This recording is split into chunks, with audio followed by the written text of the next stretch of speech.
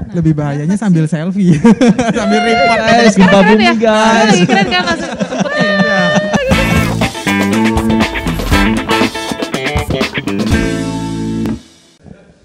Assalamualaikum warahmatullahi wabarakatuh.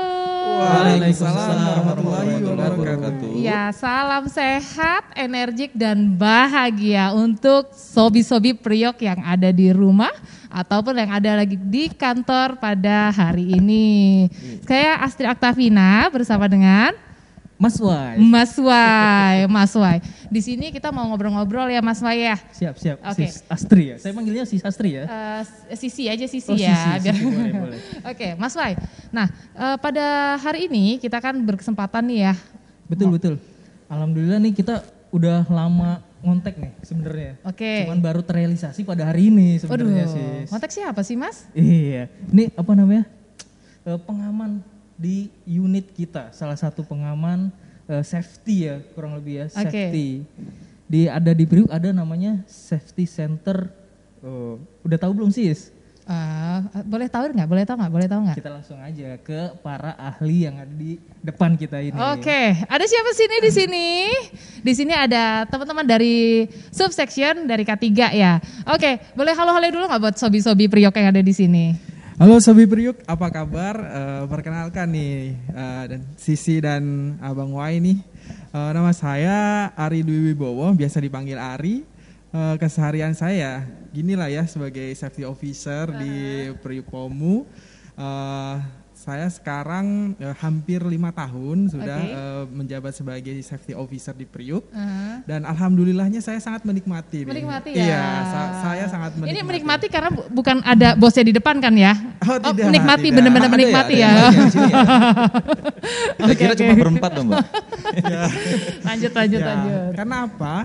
Kita tidak menggunakan safety itu tidak hanya di kantor saja, bahkan di rumah pun kita harus memakai konsep-konsep safety ini. Ya, oleh karena itu saya merasa mengaplikasikan tidak hanya di kantor tapi di kehidupan sehari-hari. Seperti itu sih Sis. Wah, tentunya bermanfaat antara di kantor dan kehidupan pribadi pun sebenarnya emang bermanfaat gitu ya Mas ya. Betul. Oke, Mas Ari sama siapa sekarang nih? Satu lagi nih, ada nih abang kita juga nih, ganteng juga nih. Ini lumayan senior juga nih di Priok. Siapa namanya Mas? Baik, terima kasih. Halo, Sobi Priuk, asik. Perkenalkan nama saya Tri Oki Setiadi, biasa dipanggil Okai ya. Oke. Iya. Oke. Kalau saya kebetulan juniornya Mas Ari. Oh, yes. Saya bergabung di K3 itu tahun 2020. Oh, 2020. Bulan Desember. Junior masa? Jadi saya juniornya Ari. Jadi ya saya hormat sama Bapak. Mungkin itu aja perkenalannya. Tadi udah disampaikan sama. Ini kayak kamu Mas ya. Ari. Ada apa sebenarnya dia udah pernah jadi senior, cuma jadi junior lagi. Benar banget. Ya. Bahkan ilmunya juga secara ilmu Sis dan Mas Wai itu beliau ini lebih expert daripada saya pada lapangannya karena memang pengalaman beliau ini sudah di kancah nasional ya, pernah menjadi tim bencana dan tim tanggap darurat di tidak hanya kelas IP gitu. Masya Allah. Enggak, ini sebenarnya ini Keren. diangkat, ntar dijatuhin. Jatuhin. Kayak gini sistemnya udah paham sih saya sih. Ya, udah ketebak deh. Tapi udah kelihatan lah ya mereka udah pasti expert banget gitu ya. Ngomong nih satu tim ya berdua ya? Enggak sih, masing-masing ini kita nih. Musuhan menurut saya. Cukup. Lanjut Mas Wai. Jadi kan seperti yang diketahui ya bahwa tanggal 14 Desember kemarin kan kita dari Indonesia mendapatkan bencana gitu ya terkait dengan gempa bumi di Larantuka di NTT. Nah, Berapa itu tuh gede ya? gede 7,5 tahu dong pasti ya sebagai tahu kan 7,5 gitu ya dan Pasti itu lebih juga update mereka kayaknya ya. pasti. Nah itu dia makanya salah satu memanggil teman-teman di sini ya karena ada bencana ini dan seperti kita tahu bahwa kalau bulan Desember itu bencananya Lagi banyak tinggi-tingginya biasanya. tingginya gitu ya. Mungkin teman-teman ini pasti udah lebih tahu lah gitu ya how to handle it atau gimana sih nanti yang harus teman-teman lakukan gitu ya. Nah, dan ini kan memang yang terakhir itu adalah bencananya itu berpotensi tsunami. Gitu. Dan kita ini Kalau kan nggak salah tuh di Aceh tuh dulu Desember juga ya, kalau nggak salah ya. Iya. Desember. Desember. 26 Makanya emang bulan-bulan ini Desember. 26 atau 24 ya? 26. 26, satu hari setelah Natal. Iya. Jadi emang Desember ini ada kayak semacam bencana tuh berpotensi banyak ya di bulan Desember ini ya. Betul. Nah itu dia. Dan kita kan juga ya, maksudnya kan di kantor kita juga dekat dengan laut gitu ya. Terus banyak lah ya potensi-potensi lainnya gitu kan ya. Mungkin dari teman-teman sendiri ini adalah salah satu tanggung jawab dari subsection dari K3 gitu ya. Boleh tahu nggak sih apa yang sudah dilakukan oleh tim K3 terkait dengan pencegahan apabila terjadi bencana itu sendiri gitu? Atau mungkin biar jangan terlalu dalam dulu, mungkin kita kenalan dulu kali ya. Oh belum kenalan ya? Belum kenalan K3. ya? Tapi ini kan tadi kenal tentang orang ya. Oke. Nah, sekarang tentang divisinya mungkin ya. Oke, boleh. Subsectionnya. Nah, K3 itu seperti apa sih kesehariannya maupun pekerjaan yang dilakukan teman-teman selama di K3. Mungkin karena pegawai kita juga belum tahu ya, terutama kita juga nggak semua pegawai mengetahui tentang apa sih job desk atau pekerjaan yang ada di K3 itu. Coba mungkin dari Monggo, Mas Ari Mas. atau dari Mas Oki dulu. Suhu dulu kan. Yang mana ya? Jadi yang senior Sweet yang dulu, mana? sweet Yang apa senior sweet? yang mana saya bingung. Dari muka sih kayaknya face-nya senior semua sih. Oke, silakan. Ayo monggo Mas Ari. Oke, sebenarnya menjadi safety officer atau yang tadi disebut K3 ya Mas ya, merupakan job atau pekerjaan yang sangat luar biasa susah. Karena dimana kita harus how to handle people, how to control the resiko yang ada di lapangan itu harus kita kelola dengan baik. Karena apa? Tujuannya kita adalah zero accident. Dimana zero accident ini memang saat ini kita sudah pertahankan ya sampai saat ini, dan itu luar biasa award-nya dari situ ya. Sehingga kita berharap sih kemudian hari K3 ini tidak hanya menjadi slogan safety first, tapi menjadi budaya.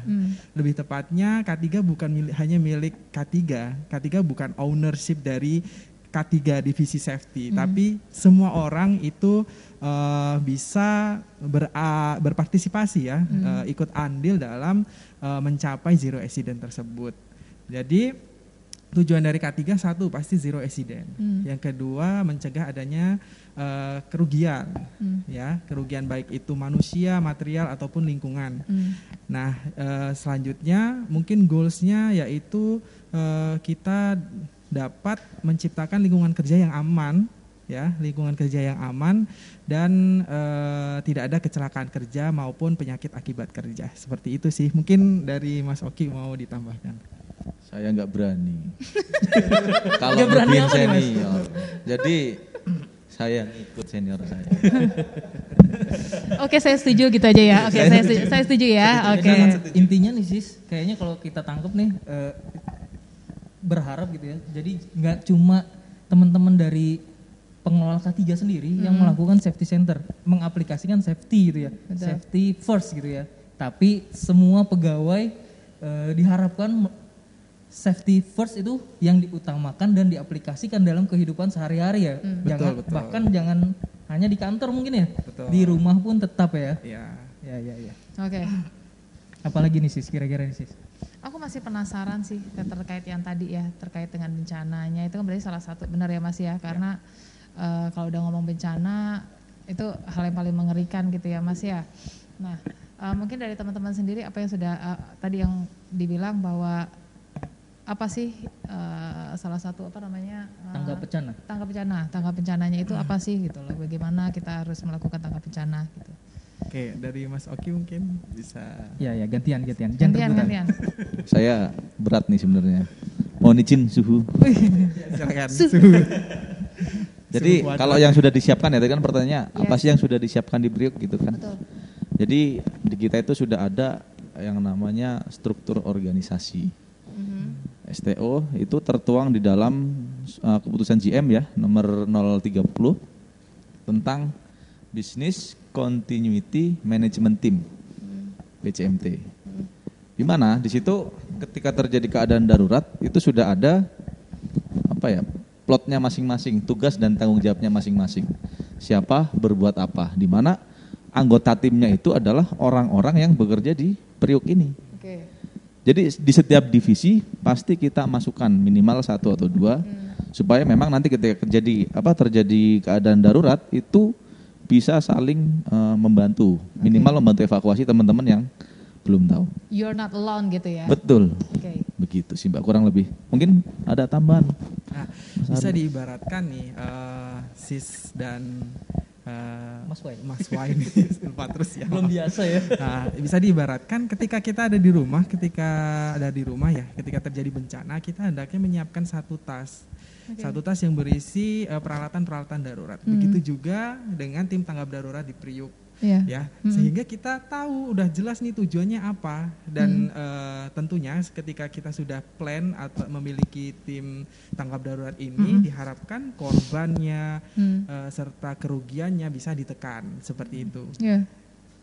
Oke, itu kalau yang tadi Mas Bro Ari bilang itu saya juga nyiapin tuh sebenarnya karena waktu itu pernah tuh terakhir apa sih bencana yang paling besar itu yang tsunami di mana gitu ya. Tsunami efek ini Krakatau, longsoran ya. Lupa lah itu. Nah itu aku nyiapin kita berasa tuh. ya. Aku nyiapin tuh, Berarti nyiapin tas Sis itu tuh. Astrid ini termasuk orang yang mengaplikasikan K3 di rumah ya. Luar Biasa emang. Itu pada saat di rumah apa di kantor nih Sis? Oh di rumah. Mas Wai, Keren ya. sepertinya udah cocok di K3 nih. Berharap banget nih kayaknya dari dalam hati nih Mas Adi. Ini mau narik Sis kita nih karena nggak ada ceweknya apa di sana? Banyak tahu.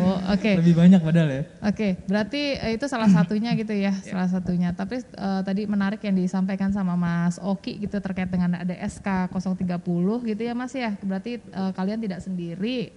Kalian untuk tanggap bencana ini dibantu oleh teman-teman yang ada di Priok gitu ya. Nah, itu yang di email bukan sih Mas? Betul ya, aku baca.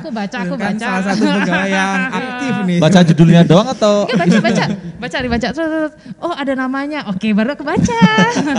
Kalau udah baca, Sis Astri ini tergabung dalam tim apa coba? Aku masuk di komunikasi internal. Benar Bener kan? Benar. Tim crisis apa? Lupa aku. Crisis Communication Team. Nah itu. Crisis Communication Team. Krisis Communication Team. Masuk di komunikasi internal, gitu betul kan? Ini kalau Sis kita aja ada, berarti masing-masing bidang ada ya perwakilannya ya? Ada ya? Dari bidang apa aja tuh Mas? Atau seluruh bidang? Dari seluruh bidang ya, karena memang sengaja kita plan ya Mas untuk evakuasi tercepat, otomatis kita harus bagi per area ya, seperti itu.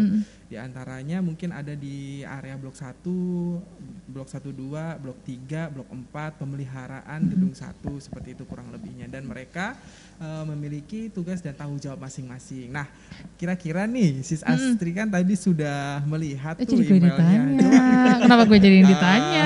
Deg-degan ya, sudah baca sampai tupoksinya enggak? Karena memang kebanyakan nih Sis, SK ini dibuat, di email sudah disebarkan, sudah disosialisasikan, tapi tidak diresapi, tidak didalami. Tanggal berapa Mas disebarnya kemarin? Oh, baru tanggal kemarin. Minggu nih. Kemarin nggak sih? Enggak. Enggak ya? Hari kemarin. Oh, hari kemarin. Kemarin banget ya. 2 hari lalu ya. Tanggal berapa tuh? Tepatnya tanggal berapa? Tanggal 15. Itu sebenarnya revisi karena memang ada pergantian manajemen kan. Jadi ada yang ketinggalan nih satu, makanya kita perbarui lagi. Sebelumnya kan udah pernah kita share juga. Oke. Nah itu tapi kalian itu yakin nggak kalau misalnya si yang dalam tim tadi yang seperti disampaikan, yakin nggak yang mereka dalam tim itu sudah baca tentang SK tersebut? Oke, saya coba jawab ya Mas ya. Silakan. Harapan kami sangat yakin karena apa? Insan Priuk ini sangat luar biasa, Sobi Priuk ini sangat luar biasa ya sekali lagi. Di mana kami sudah memilih orang terpilih dong yang gabung di tim kan sudah mempunyai kompetensi gitu kan. Harapan kami adalah kami sebagai tim K3 itu terbatas Sis. Hanya sekitar 6 orang. Nah 6 orang ini apabila hanya bekerja sendiri untuk mensosialisasikan masalah mekanisme tanggap darurat, bagaimana ketika kejadian itu nggak akan mungkin bisa. Setuju ya? Setuju. Nah, oleh karena itu kita bikin tim, itu untuk apa misinya? mereka itu bisa mensosialisasikan di area mereka masing-masing, sehingga orang yang ada di area tersebut tuh tahu apa dan berbuat apanya. Dan jangan lupa tim tanggap darurat juga wajib tahu tugas dan tugas pokok fungsinya. Sehingga misalnya tim P3K. Nah, tim P3K itu harus tahu tuh letak kotak P3K itu ada di mana. Jangan-jangan dia tidak tahu kan. Nah, ini yang coba kita kembangkan, kita coba budayakan sehingga kedepannya K3 kita itu semakin mature gitu. Oke. Nah, kalau boleh tahu nih Sis, ada berapa orang sih total yang termasuk dalam tim tersebut? Tim tanggap darurat. Lupa ya, totalnya berapa ya? Itu ini sih Mas, berkembang ya, karena memang disesuaikan dengan luasan area ya Mas. Betul. Ya, dan mungkin disesuaikan dengan kompetensi dari pegawai tersebut gitu. Untuk kurang lebihnya sih bisa puluhan ya. Puluhan ya. Tapi udah pernah kumpul ya? Boleh nambahin ya? Boleh. Nah, tadi kan Mbak Astri sebagai tim komunikasi ya? Iya, komunikasi internal. Komunikasi internal. Terus ada tadi Mas Ari menyebutkan P3K. Jadi di dalam tim itu memang sudah dibagi, bukan cuma komunikasi aja, bukan cuma P3K aja. Jadi ada regu evakuasi.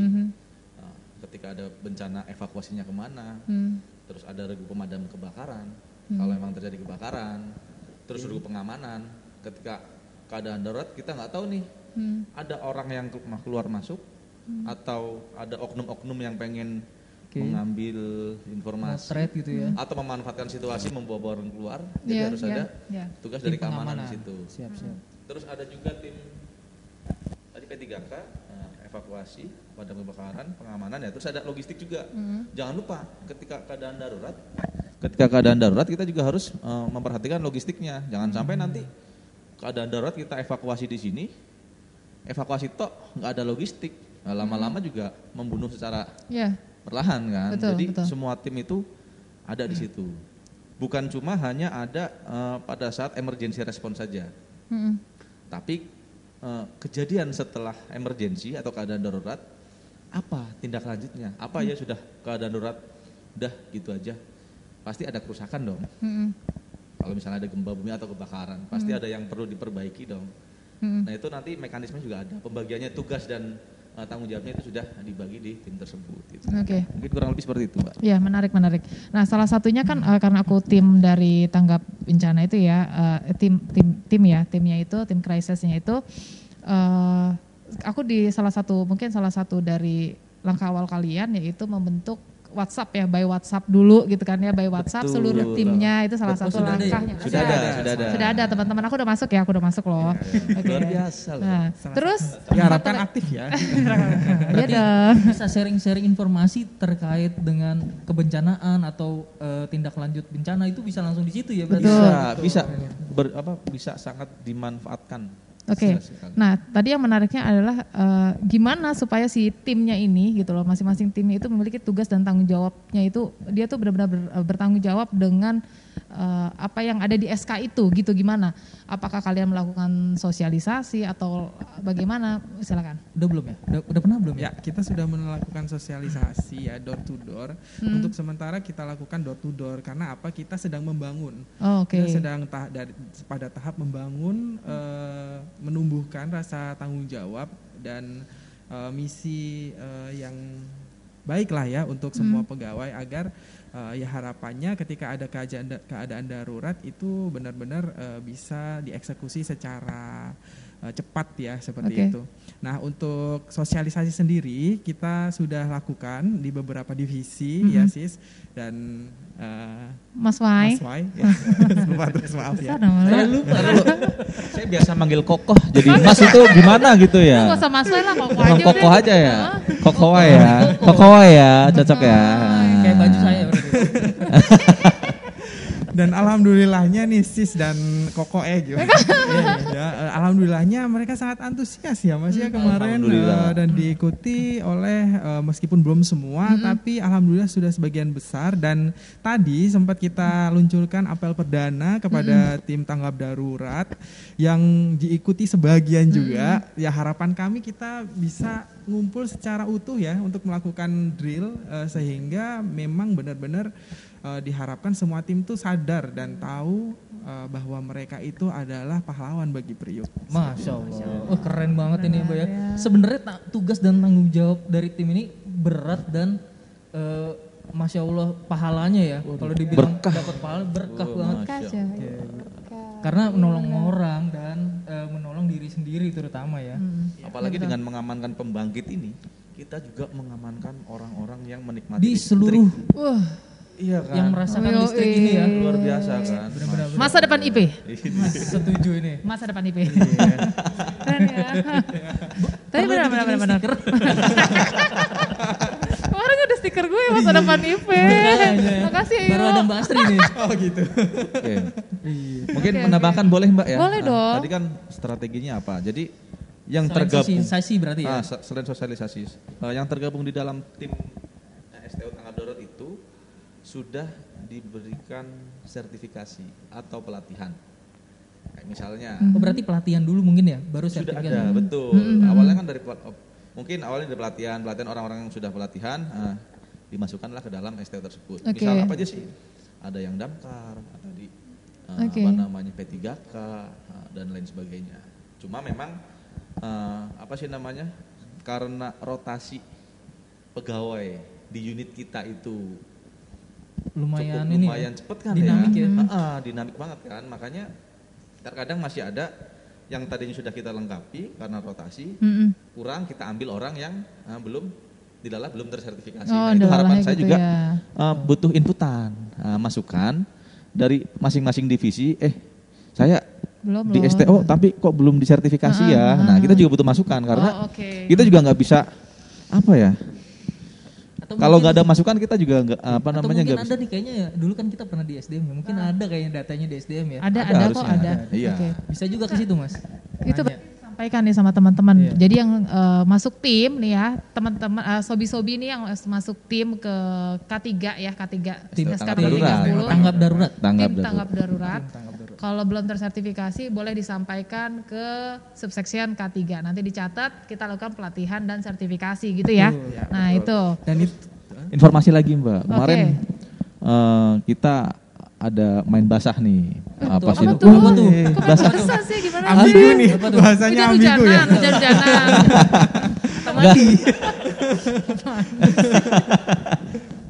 Sensitif kalau bahasa-basahan ya. Astagfirullah. Apa nih Mas? Nah, jadi kita seger soalnya denger bahasa tuh. Jadi kita kemarin praktek. Kita ngetes ngedrill teman-teman operator yang bekerja, bisa nggak sih ngoperasin hidran? Terus gimana tuh Mas? Kita coba kan, ya kita memastikan bahwa teman-teman bisa, dan alhamdulillah bisa. Alhamdulillah bisa. Enggak, maksudnya tujuannya itu untuk merefresh. Karena kan yang 24 jam di Priuk ini kan operator dan juga tim-tim dari security. Jadi ketika keadaan darurat misalnya kebakaran, setidaknya ada orang yang refresh. Oh ya nih, kemarin cara megang hidran kayak gini loh. Cara bukanya gini loh. Setuju sih. Itu dari tim operator ya Mas ya? Betul. Kalau dari tim security-nya tadi kan nyebutin juga tuh. Itu dilatih juga atau dicoba juga kemarin? Dulu pernah kita drill juga, bukan cuma hidran tapi juga apar. Tapi memang seharusnya refresh ini continue ya. Jadi diharapkan nanti semua lini atau syukur-syukur semua pegawai dapat mengikuti atau masukkanlah, misalnya butuh saya nggak bisa nih ngoperasin apar atau hidran, tolong dong drill. Nah, tinggal komunikasi ke kita, jadi kita bisa drill, maksudnya dengan semakin banyak yang bisa refresh ya semakin mempermudah kita. Bener-bener. Kalau dulu tuh Mbak, waktu pertama kali masuk ke Priuk, saya pernah juga tuh dikasih pelatihan terkait dengan tim tanggap darurat tersebut. Kalau Sis juga ngerasain gak sih? Waktu di kantor pusat sih. Oh iya, kayaknya emang setiap warga baru Priuk kayaknya mungkin dapat kali ya Mas ya, atau enggak semua sekarang atau gimana Mas? Dan sertifikasinya maksudnya masih berlaku nggak sih? Kalau aku kan masuk itu tahun 2011 lah ya. 2011 berarti kan udah lama juga ya. 2013. Nah, itu masih berlaku nggak sih kayak gitu? Masih nggak Mas? Ya betul, tadi yang disampaikan sama Mas Wahyu ya, bahwa semua pegawai baru ataupun pegawai yang baru pindah yang belum mendapatkan minimal pelatihan damkar kelas D, itu pasti akan kita usahakan untuk dilaksanakan. Kalaupun tidak bisa sertifikasi, kita akan drill tadi yang disampaikan, refreshment, karena memang sertifikasi itu dibutuhkan untuk menggugurkan kewajiban dari pemenuhan peraturan pemerintah ya. Tapi untuk pada pelaksanaannya justru yang paling penting adalah bagaimana cara kita menerapkan saat terjadi keadaan darurat kebakaran khususnya seperti itu. Jadi memang hal ini diperlukan. Nah, tadi menyambung dari yang disampaikan sama Mas Oki ya tentang sertifikasi, itu bisa juga dari ketua masing-masing tim itu melakukan perannya, yaitu mengevaluasi nih bagaimana Monggo sekalian. bagaimana anggotanya itu Curhat sekalian kayaknya. anggotanya tuh bagaimana sudah kompeten atau membutuhkan improvement dari pelatihan-pelatihan tertentu. Jadi silahkan diusulkan dan kita anjurkan untuk ada wadahnya kita di rapat P2K3. Nanti insya Allah kita akan melibatkan juga di rapat P2K3 bagi seluruh anggota tim tanggap darurat bisa join nih di rapat itu. Karena apa? Di situ akan mungkin bisa ditampilkan ya kegiatan-kegiatan apa yang sudah dilakukan, sosialisasi apa yang sudah dilakukan oleh tim tanggap darurat. Sehingga kita juga dapat memonitor nih bagaimana keadaan di lapangan sebenarnya seperti itu. Oke. Lanjut nih Mas. Ya. Kalau tadi berarti sebenarnya saya kira tuh tadi udah aja global tuh. Satu ketua aja tuh dari tim si tanggap darurat ya, ternyata dari masing-masing, kalau nggak salah tadi nyebutin 5 ya Mas ya? Dan masih banyak yang lainnya. Oh itu masih banyak. Iya. Itu berarti masing-masing kelompok ya ibarat kata ya. Ini berarti kesimpulannya Mas Wahyu belum baca nih SK-nya ini. Coba Wah. masuk gak Mas? Ayo masuk Ayo, gak? masuk gak? Ayo. Kayaknya enggak deh. Enggak Masa? kan? Enggak ada. Kayaknya gue baca enggak ada deh. Enggak ada. Coba dibuka-buka lagi. Masa? Bisa gak sih? Ya, Gak usah panik. iya nanti kita coba baca lagi ya Mbak.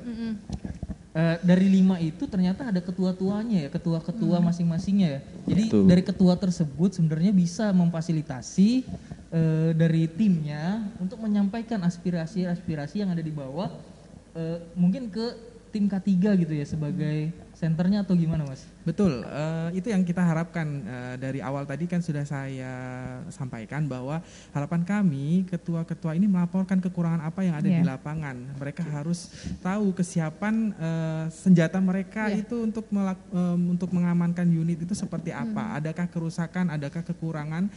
Sudah dilaporkan ke K3, nanti kita yang akan mengusahakan memproses untuk melengkapi seperti itu. Berarti briefingnya atau pelaporannya bisa melalui rapat P2K3. Betul. Itu tiap bulan atau setiap bulan Mas. Oke. Tiap bulan. Kokoh, Pesertanya Wahyu. pesertanya siapa? Pesertanya. Saya pengen ngetes dulu sih sebenarnya. Oh, oke. Ko Wahyu tahu nggak P2K3 itu apa sih? Ayo lo. Tahu lah. Sering denger ya, cuman lupa ya. Nah. Apa ya? Apa sih? Coba Sis tahu nggak Sis? Coba Sis, tahu nggak Sis? Apa? P2K3. Nah, yang P2K3 artinya itu apa? adalah- Tahu ya. Tapi kita kan yang ngasih kita kan yang memberikan pertanyaan. Kita kan hostnya ya. Iya. Kayak gimana Mas? Saya Mas lanjut Mas. Kita tadi nyambung sama apa namanya? Ya boleh deh singkatannya apa dulu deh. Oh, singkatannya, iya kan timnya apa aja kan. Nah nanti, jadi P2K3 itu adalah panitia pembina keselamatan dan kesehatan kerja. Itu. Tadi mau ngomong itu, cuman nggak. Bisa kan. Iya. Karena banyak ya P-nya 2 kayaknya 3. Iya. Iya. Terus anggotanya, Oke. siapa sih anggotanya? Tahu nggak Mas? Siapa tuh Mas? Nah, anggotanya adalah semua SPS itu masuk ke dalam anggota di P2K3 tersebut. Oke. Jadi intinya sebenarnya SPS seluruh bidang ya Mas ya? seluruh bidang. Jadi intinya semua apa namanya area, semua bidang itu, semua subsection itu punya perwakilan atau yang tergabung dalam anggota tim P2K3 ini. Oke. Ya. Oke. Mantap nih. Keren sebenarnya Mbak ya. dan tugas-tugasnya emang sebenarnya nggak enteng ya. Tugas-tugas dari tingkat 3 maupun dari tim tanggap darurat itu sendiri. Nah ini Mas, ada pertanyaan nih, ada kepikiran tadi kan ketika ada bencana ya, kita anggap aja bencana gempa bumi yang sudah kemarin terdekat ini terjadi gitu ya. Misal nih amit-amit nih, kalau itu terjadi di Priuk ini, langkah apa atau alurnya seperti apa nih dalam penanganan bencana tersebut? Gimana Mas? Yang sudah menjadi tim evakuasi tingkat nasional ya. Tim evakuasi tingkat nasional. Sebenarnya ini merendah. Saya dapat ilmu juga dari beliau. Siapa sih jadi yang merendah minta ditinggiin itu yang mana sih, saya bingung loh ini. Tadi kalau ada gempa bumi ya, jadi kita ambil contoh gempa bumi misalnya. ada gempa bumi. Kalau gue sih lari. Nah, wah ini lari nih. Lari. Kira-kira bawa kalau tas, cuma bawa HP, lari. Nah, kira-kira kalau ada gempa bumi langsung lari, bahaya nggak? Itu refleks kali ya atau gimana? Lebih bahayanya sambil selfie. Sambil report. Gempa bumi ya? guys. Lagi keren kan Mas? Lagi gempa bumi. Gitu kan ya. Milenial sekali.